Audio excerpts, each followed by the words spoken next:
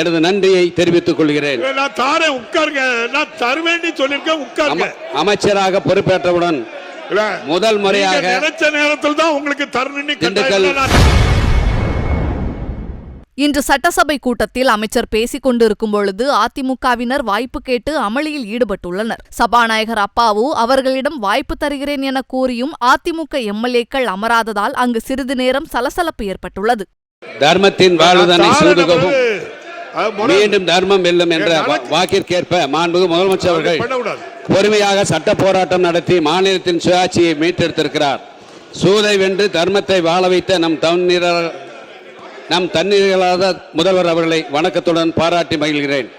இந்திய வரலாற்றிலே மிகப்பெரிய தீர்ப்பை உச்ச நீதிமன்றத்தில் பெற்று தந்த மாண்புமிகு முதலமைச்சர் அவர்களுக்கு எனது நன்றியை தெரிவித்துக் கொள்கிறேன்.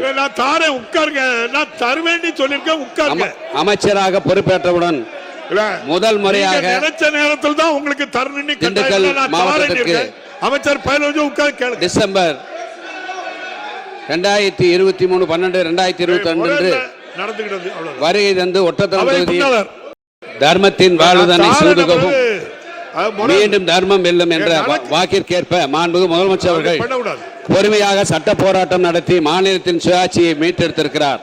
சூதை வென்று தர்மத்தை வாழ வைத்த நம் தண்ணீர்களாத முதல்வர் அவர்களை வணக்கத்துடன் பாராட்டி மகிழ்கிறேன். இந்திய வரலாற்றிலே மிகப்பெரிய தீர்ப்பை உச்ச நீதிமன்றத்தில் பெற்று தந்த மாண்புமிகு முதலமைச்சர் அவர்களுக்கு எனது நன்றியை தெரிவித்துக் கொள்கிறேன்.